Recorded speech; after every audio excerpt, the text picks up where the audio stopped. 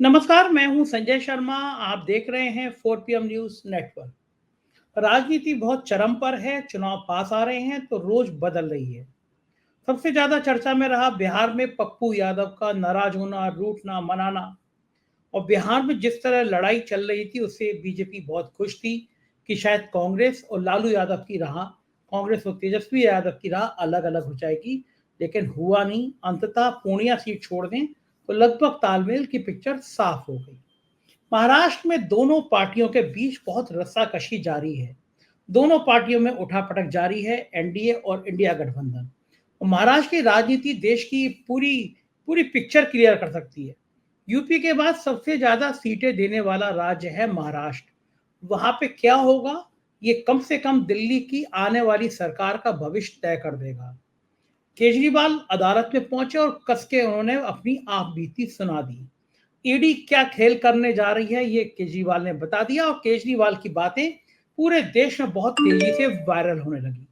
बड़ा सवाल यह है कि केजरीवाल को लगातार जो सहानुभूति मिल रही है, क्या वो केजरीवाल के लिए लॉटरी की तरह आई है? दिल्ली की सातों लोकसभा सीटों पर केजरीवाल के प्रति सहानुभूति का जो ग्राफ पड़ा है, उसने भारतीय जनता पार्टी को बेचैन कर दिया है। राष्ट्रीय स्वयंसेवक संघ को भी पसंद नहीं आ रहा कि किसी आदमी को, किसी पार्टी को इस हद तक निपटाया जाए कि लोग बीजेपी से ही खिलाफ होने लगे। जो 10-15% का न्यूट्रल वोट होता है, उसको भी लग रहा है ये तो ज्यादा अति हो रही है। उत्तर प्रदेश में मुसलमान वोटों को लेकर अखिलेश यादव की पार्टी पर भी तरह तरह के आरोप लग रहे हैं कि एसटी हसन का टिकट काटा गया। लेकिन अखिलेश यादव भी ये मैसेज दे रहे हैं कि वो आजम खां के कहने पे कुछ भी करने को तैयार हैं। क्या होगा पूरे देश की राजनीति का, बातचीत करेंगे अभय दुबे जी से। देश के बड़े बड़े चैनलों में आप अभय दुबे जी को देखते रहते हैं, बहुत विद्वान हैं, कई किताबें लिखी हैं, बहुत अच्छी पकड़ रखते हैं। चलते हैं अभय दुबे जी के पास। उससे पहले आपसे रिक्वेस्ट, चैनल को ज्वाइन कीजिएगा, सब्सक्राइब करिएगा। चलते हैं अभय जी के पास।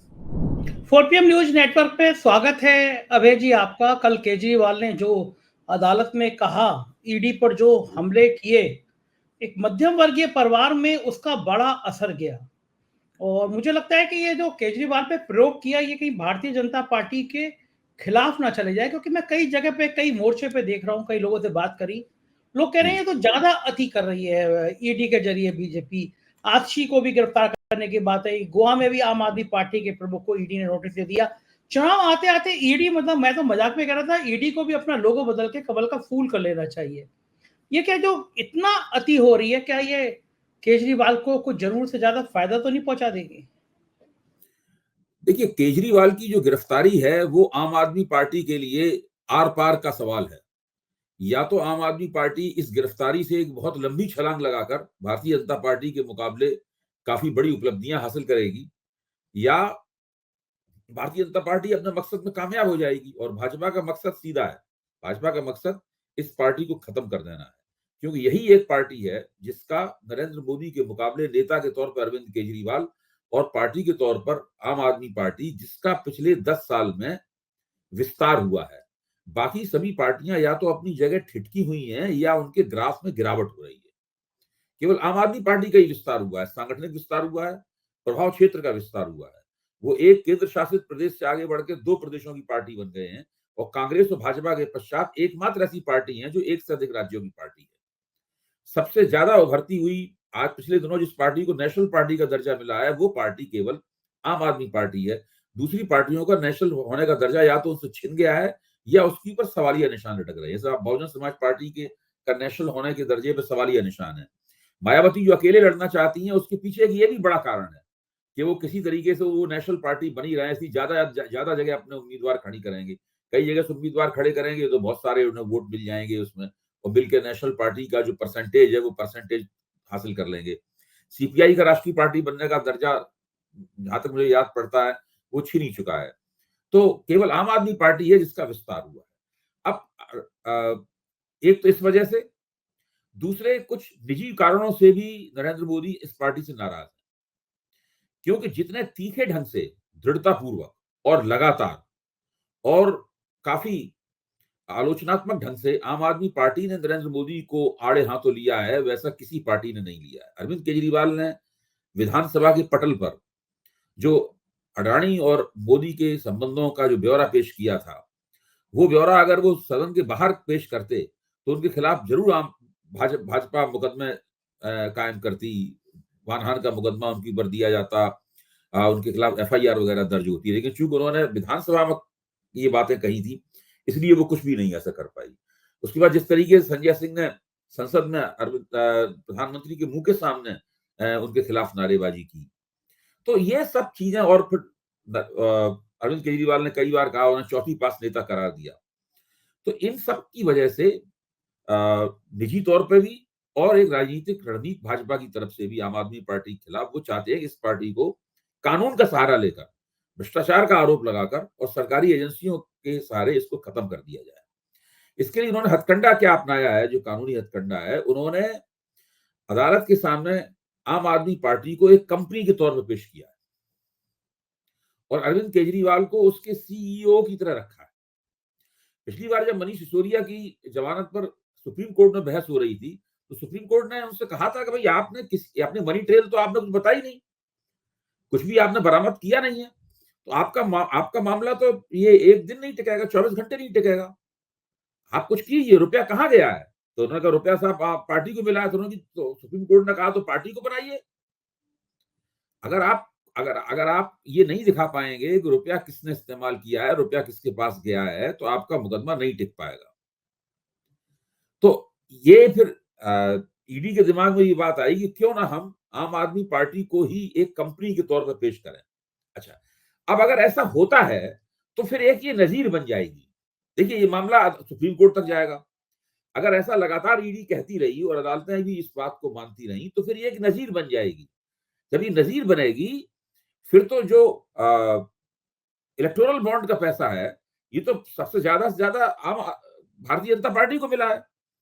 जो अरविंदो फार्मा का पैसा है, वो जिस तरीके से, और शरद पी रेड्डी के इलेक्टोरल बॉन्ड जिस तरीके से भारतीय जनता पार्टी के खाते में गए हैं, उसी तरह जब भाजपा के पास सत्ता नहीं रहेगी या उससे पहले भी कभी भाजपा को एक याचिका में एक कंपनी के तौर पर पेश किया जा सकता है और भाजपा के अध्यक्ष उस वक्त, जो अभी इस वक्त जगत प्रकाश नड्डा हैं, या जब उन्होंने अरविंद फार्मा का रुपया अपने खाते में डाला था, उस वक्त शायद अमित शाह रहे होंगे या कोई और रहा होगा अध्यक्ष, उन सबको CEO के तौर पर पेश किया जा सकता है अदालत में।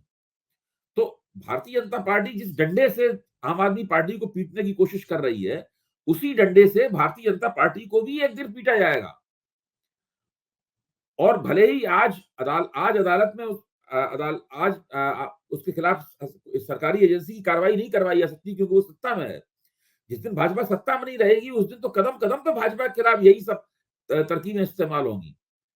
तो ये सब जो भारतीय जनता पार्टी कर रही है ना, ये चीजें बूमरैंग कर सकती हैं कभी भी। दूसरे, ये आमतौर पे मतदाताओं का एक स्वभाव होता है कि जब वो किसी को बहुत ज्यादती करते हुए देखते हैं, तो भले ही वो सड़क पर निकल के उसका विरोध ना करें, भले ही वो नारेबाजी ना करें उसके खिलाफ, भले ही वो बयान जारी ना करें आम लोग, लेकिन उनके मन में एक बात आ जाती है कि ये सब जो हो रहा है वो ठीक नहीं हो रहा है। और ऐसे में 2-3% वोट इधर उधर हो जाना बहुत मामूली बात है, केवल इस भावना के तहत। देखिए, 2004 में अटल बिहारी वाजपेयी की सरकार चुनाव हारी थी। उस वक्त CSDS के डेटा ने बताया था कि 2002 में मुसलमानों के साथ, जब मुख्यमंत्री थे नरेंद्र मोदी गुजरात के, तो जो मुसलमानों के खिलाफ नरसंहार हुआ था गुजरात में, उसकी वजह से 2 साल बाद जब लोकसभा के लिए वोट पड़े, तो एक बहुत ही मामूली सा प्रतिशत जो था, उसने भारतीय जनता पार्टी का साथ छोड़ दिया, उस प्रतिशत ने जो हमेशा भाजपा के साथ रहता था। तो वो उसी जरा से प्रतिशत की वजह से भाजपा लड़खड़ा गई और बहुत ही कम अंतर से जो है वो मनमोहन सिंह प्रधानमंत्री बन गए और UPA जो है वो सत्ता में आ गया। तो इस प्रकार की इतिहास में घटनाएं हो चुकी हैं। जब भी कोई अति करता है तो उसको उसकी सजा मिलती है। सजा का रूप क्या होगा?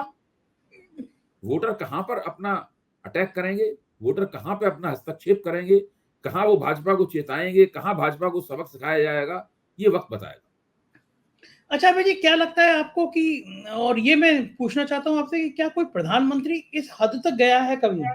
इंदिरा गांधी मानना जाता था कि वो अपने दुश्मनों को, अपने विरोधियों को निपटाती हैं, लेकिन जिस खुन्नस का आपने जिक्र किया, प्रधानमंत्री जी को निजी तौर पे जो बातें चुभी, उसके बाद विरोधियों को इस हद तक निपटाने के लिए कोई सीमा क्रॉस की है देश में कभी किसी प्रधानमंत्री ने? देखिए, जो हमारे प्रधानमंत्री जी का जो इतिहास है गुजरात के मुख्यमंत्री के तौर पर, अगर आप उसको भी इसमें जोड़ लें अभी जो हो रहा है, तो इसके बारे में मोटे तौर पे कहा जाता है कि भारतीय जनता पार्टी ईडी से लेकर सीडी तक के की संस्कृति में विश्वास करती। संजय मोहन जोशी। जी, मतलब अब और भी है, ये जो आपके उत्तर प्रदेश के उत्तर प्रदेश के एक एमपी को इसको टिकट मिला था अभी, उनके खिलाफ भी एक सीडी आई थी। सीडी किसने जारी की थी, क्या जारी की थी, वो नहीं पता। तो ये पूरी संस्कृति भारतीय जनता पार्टी का एक हिस्सा है। इसमें भाजपा के अंदर के विरोधियों को निपटाने के लिए सीडी का इस्तेमाल किया जाता है और बाहर के विरोधियों को निपटाने के लिए आजकल ईडी का इस्तेमाल किया जाता है। ये आपने अच्छा किया, सीडी और ईडी इन दो से निपटती है बीजेपी, ये लाइन आपकी अच्छी है। लेकिन क्या ईडी का जिस हद तक इस्तेमाल हो रहा है, मैं ये जानना चाहता हूँ अभय जी, ऐसे कितने परसेंट वोट होते हैं जो न्यूट्रल होते हैं? न्यूट्रल इन द सेंस कि जो चुनाव के समय, चुनाव से थोड़े दिन पहले तय करते हैं कि हमें किधर जाना है, इतने कितने परसेंट वोट होते होंगे जो आमतौर पे मेरा मानना यह है कि 10% से लेकर 25% के बीच में कोई एक वोट है। ये निर्भर करता है हर निर्वाचन क्षेत्र में, निर्वाचन क्षेत्र से एक निर्वाचन क्षेत्र से दूसरे में चलता है ये उसके ऊपर निर्भर करता है कि वहां पर चुनावी प्रतियोगिता का चरित्र क्या है। अगर चुनावी प्रतियोगिता बहुत ही कड़ी है, पोलराइजेशन दोनों तरफ, ओपिनियन दोनों तरफ ध्रुवीकरण हो गया है ओपिनियन का, तो इनकी संख्या अपेक्षाकृत कम होगी, प्रतिशत कम होगा। अगर टक्कर ज्यादा नहीं है तो इसकी संख्या ज्यादा होती है। लेकिन फिर भी 10, 12, 15% तो लोग होते ही होते हैं। तो ये लोग जाति धर्म को देख के वोट नहीं देते, ये लोग थोड़ा गवर्नेंसवादी हैं, गवर्नेंस को देख के वोट देते हैं। ये लोग नहीं चाहते कि लोकतांत्रिक मूल्यों का उल्लंघन हो। ये लोग नहीं चाहते कि एक लेवल प्लेइंग फील्ड विपक्ष को ना हो। ये लोग विपक्ष की तरफ भी देखते हैं, ये लोग सत्ता पक्ष की तरफ भी देखते हैं, और केवल इसलिए कि सत्ता पक्ष बहुत मजबूत है इसलिए वो उमड़ के सत्ता पक्ष को वोट नहीं देते।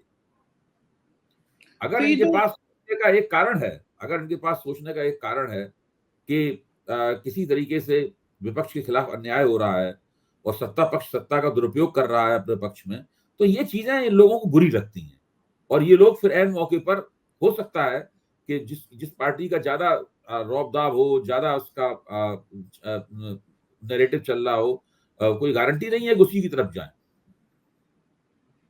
तो ये जो केजरीवाल के संग हो रहा है, इसका आपके वाले 10-15% जो वोट आप मान रहे हैं कि 10% न्यूट्रल होता है, ये केजरीवाल के संग या उनकी पार्टी के संग, जिस तरह उनकी पार्टी को खत्म करने की कोशिशें हो रही हैं ईडी के जरिए, सीडी कोई मिल नहीं पाई उनकी, तो फिर ईडी के जरिए, तो क्या ये जो है इस 10-15% वोट पे क्या असर पड़ेगा इस बात का?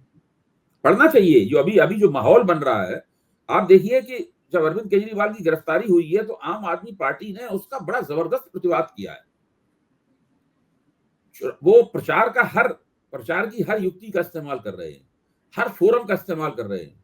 सारे देश में जहां जहां उनका एक कार्यकर्ता है वो उसका विरोध कर रहा है, वो सोशल मीडिया का इस्तेमाल कर रहे हैं। वो अब जिस तरह से एक तरह के देखा जाए तो जो भारतीय जनता पार्टी भी जिन तरीकों का इस्तेमाल करती है, वो सारे तरीकों का इस्तेमाल वो कर रहे हैं। वो रोज कितने बड़े स्तर पर उनकी प्रेस कॉन्फ्रेंसेस हो रही हैं, और भारतीय जनता पार्टी, आम आदमी पार्टी का जो ये रणनीति है, इस रणनीति को लेकर कुछ परेशान भी है और चिड़ी हुई भी है, दोनों बातें हैं।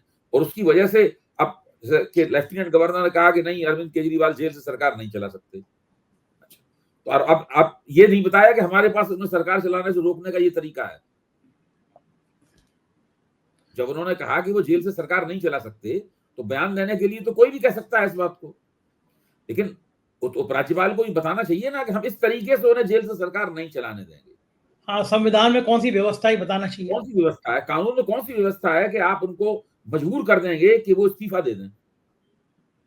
ऐसा तो कुछ है नहीं संविधान में अभी तक, ऐसा कुछ चीज सामने है जिनका हम लोग चर्चा कर चुके हैं, कल भी चर्चा की थी हमने, परसों भी चर्चा की थी इस सवाल के ऊपर। 2 तरीके हैं, वो विधानसभा को भंग कर दें, विधानसभा को निलंबित कर दें, और खुद मुख्यमंत्री और सरकार को बर्खास्त कर दिया जाए इस बिना पर, और खुद वो सरकार बन जाए। यही तरीका है करने का। तो ये करने के लिए तो भारतीय जनता पार्टी सोच के उन्हें बताएगी कि आप ऐसा करें, अपने मन से नहीं कर सकते वो। सही बात है। ये तो भाजपा की तरफ से एक रणनीति बनाई जाएगी कि अब भाई समय आ गया है, अब आम आदमी पार्टी की सरकार को बर्खास्त कर दिया जाए, विधानसभा को हवा में लटका दिया जाए या विधानसभा को खत्म कर दिया जाए।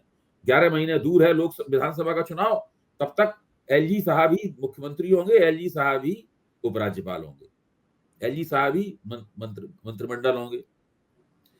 फिर देखा जाएगा एलजी साहब मोहल्ला क्लिनिक बंद करते हैं कि नहीं बंद करते हैं, जिसके इतने आलोचक हैं।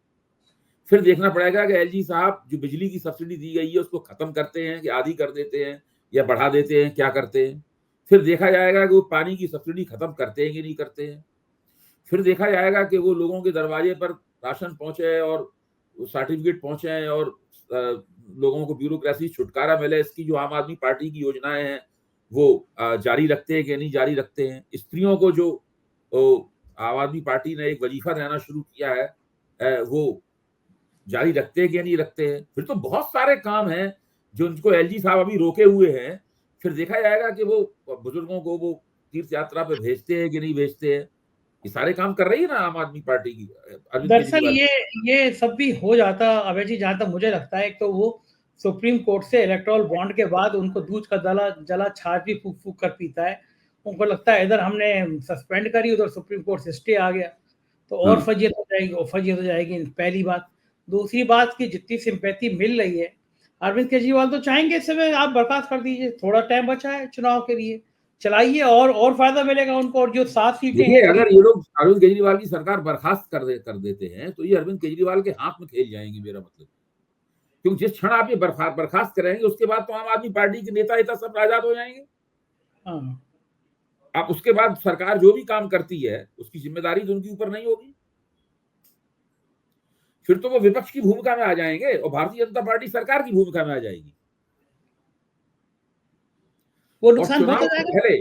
चुनाव से 6 महीने, 10 महीने, 11 महीने पहले ऐसा करना किसी भी ऐसी पार्टी के लिए बहुत मुफीद होता है जिसके पास कार्यकर्ताओं की शक्ति है, शक्ति है, ठीक बात है। पब्लिक में सिंपैथी जिसके बहुत है। पास उत्साहपूर्ण, जिसके पास जोशीले कार्यकर्ता है। सोशल मीडिया में बहुत एक्टिव रहने वाले कार्यकर्ता हैं। नहीं, बिल्कुल वो बिल्कुल बीजेपी का विधानसभा चुनाव में तो खेल खत्म हो जाएगा इससे। अच्छा, ये जो 7 सीटें हैं दिल्ली की, केजरीवाल के पास प्रयोग करने के बाद इन 700 सीटों में से कुछ सीटों पे नुकसान होगा, कुछ सीटें हाथ से चली जाएंगी बीजेपी की। भाई देखिए, अगर 2019 में जिस तरह वोट पड़ा था, अगर उसके नतीजों को आप देखेंगे तो ये इनको 7 सीटें बीजेपी को जीत जाना चाहिए। लेकिन हर चुनाव अलग अलग होता है। पिछली बार पहली बात तो कोई अलायंस नहीं था। अलायंस ना होने से अब अल्पसंख्यक वोट थे जो बिल्कुल भटक गए थे, बिखर गए थे पूरे के पूरे। उससे भाजपा को और ज्यादा आगे बढ़ने में मदद मिली थी। तब परिस्थिति बिल्कुल अलग थी। अब केजरीवाल की गिरफ्तारी के बाद में कुछ हमदर्दी का प्रभाव भी है, तो उससे भी चीजें बनेंगी। दूसरे, आम आदमी पार्टी ने जो टिकट दिए हैं अपनी 4 सीटों पे, वो बहुत बढ़िया टिकट दिए हैं। जैसे कि इन्होंने विधूड़ी का टिकट काटा और उसकी जगह रमेश विधूड़ी का टिकट काटा और रामवीर सिंह विधूड़ी को टिकट दिया। आम आदमी पार्टी ने सही राम पहलवान को टिकट दिया है वहां पर। और सब लोग जानते हैं सही राम पहलवान एक बहुत जबरदस्त उम्मीदवार वहां पर साबित होने के लिए जा रहे हैं। वो एक ऐसी सीट है जो आम आदमी पार्टी जीत सकती है। फिर वो सीट जिसपे महाबल मिश्रा वाली सीट जो है, वो सीट भी आम आदमी पार्टी जीत सकती है। कुलदीप कुमार वाली सीट पे भी आम आदमी पार्टी बहुत जबरदस्त चुनाव लड़ रही है। तो आम आदमी पार्टी अपनी 4 सीटों के ऊपर बहुत ही जबरदस्त चुनाव लड़ रही है। देखो, ठीक बात है। अब हम दिल्ली से चलते हैं बिहार की तरफ। बिहार में भारतीय जनता पार्टी बड़ी खुश थी कि कांग्रेस में और राष्ट्रीय जनता दल में लड़ाइयां चल रही हैं। क्या लग रहा है अब उसके लिए ये शुभ संकेत है कि पप्पू यादव अभी भी नहीं मान रहे हैं? बिहार का सीन क्या देखते हैं हम? भाई देखिए, 9 सीटें कांग्रेस को दे दी गई हैं। बंटवारे में 9 सीटें कांग्रेस के हाथ में आई हैं। 2 सीटें सीपीआई एमएल लिबरेशन गुट को मिली हैं। 1 सीट सीपीआई एम को मिली है और 1 सीट सीपीआई को मिली है। तो 9, 5, 14 ये हो गई। वो 26 सीटें आई हैं राष्ट्रीय जनता दल के खाते में। तो ये है पूरा का पूरा महागठबंधन का बंटवारा।